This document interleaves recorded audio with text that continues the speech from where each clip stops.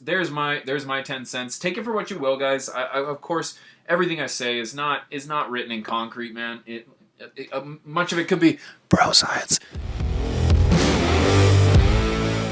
I'm gonna try to like rapid fire as many of these questions as I possibly can, without getting too in depth, but giving them at least a good, solid answer. So Kareem asks, can you explain using boosters in flower?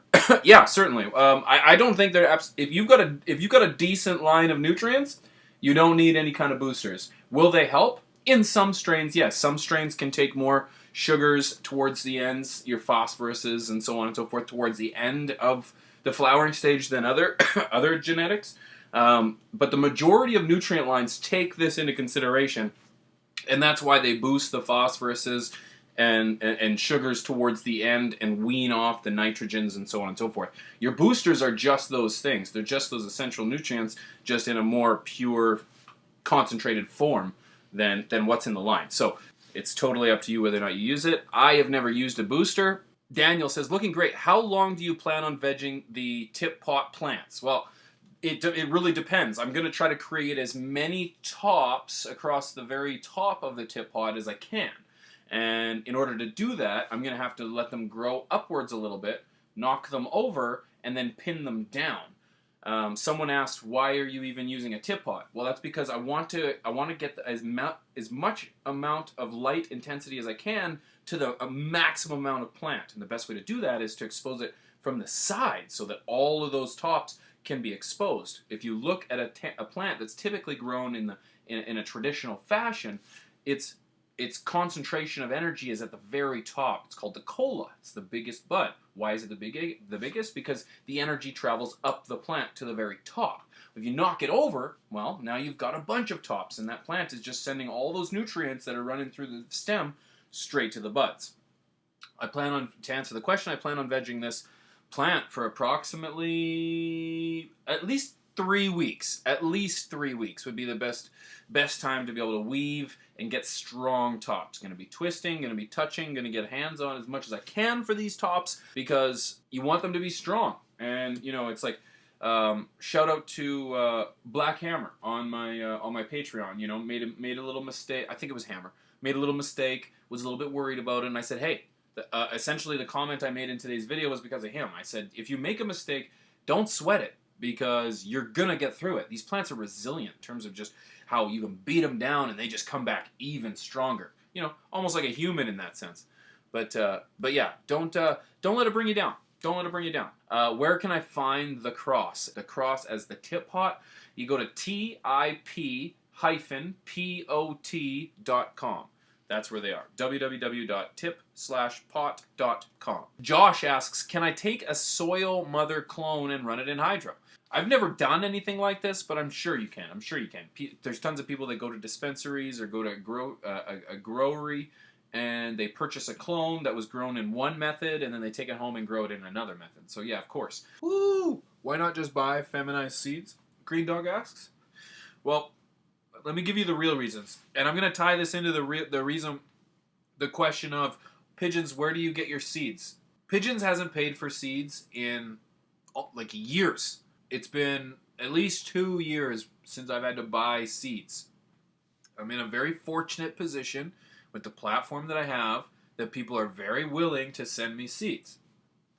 And therefore I have not purchased any in a very long time. So the question of why don't you buy feminized seeds? I don't buy seeds.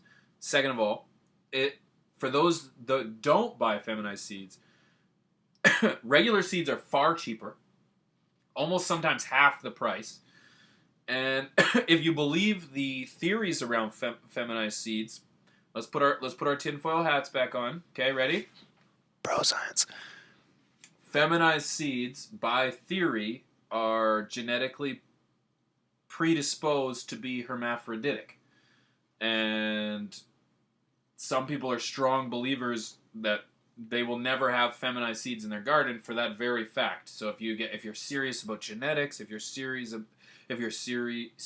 about really hunting down like a solid, you know what I mean? That's like a solid genetic, a solid phenotype, whatever. you're not going to want anything that has any kind of predisposition of being hermaphroditic. So there's another reason. And also, the third final reason, when you're breeding your own and you're creating your own seeds, you're not creating feminized seeds. The natural process is creating regular seeds, hunting females, and then hunting the phenos after that. So, Nicholas asks, bro, I love your vids. Thank you so much for putting this stuff out there. Can I top side growth? If so, how soon and how low? If I do, will it make the original top start growing again? I may have so many questions. Typical beginner question. That's okay, no problem. Thank you for the love, Nicholas. First of all, can I top side growth? It's not even worth it. It's not even worth it. Just top your side growth? No. Just play with it. Just play with it. This looks sexual, but this is what I do to the side growth, the stems, okay? I train everything. I don't let anything grow naturally. I train everything. So rather than topping it, train it, make it thick, make it ready to receive buds. I wouldn't top it. Just touch it. Zach Smith, what materials did you use to put the soil in when you wrapped it? This is the most common question I've had in the last couple days. In the tip pot, people are asking, what is the material that I'm using inside inside the crate that I put the soil in? It's like a nylon that you use, like a woman's pantyhose. We have one hoe or two hoes. It's kind of like pantyhose. I don't know, man. But it's like a different material. It's like a little bit thicker, but it's stretchy. It's really cool. It lets the water pass through it both ways, through the top and through the bottom. Thank you for the question. Tom, what light are you using in your flower room? I've just got Mars Hydro TS2000 and it's in a 3x3 tent, 2 plants, and hoping for good results. I'm using budget grow lights, man. I'm using the Series 2 Samsung diodes with promo code promo code P420. Your dog looks like Trucker Josh's dog Diesel. Are you Trucker Josh's brother?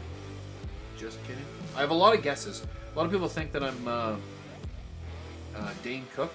People have said Dane Cook a few times. I'm slightly out of focus. Fuck. I'll put the autofocus. Oh my goodness, you can't have that. Oh, pigeons. Pigeon. I've been out of focus this whole time. Hey guys, thanks for watching. If you enjoyed today's video, hit that like button. If you're new here, consider hitting that subscribe button. Thanks for joining the circle. Don't forget you can catch these live shows every Wednesday night, 9 p.m. Central Standard Time, over on twitch.tv/pigeons420. It's a little bit more of a comfortable situation over there on Twitch because, well, you know, they let us smoke our weed over there, eh?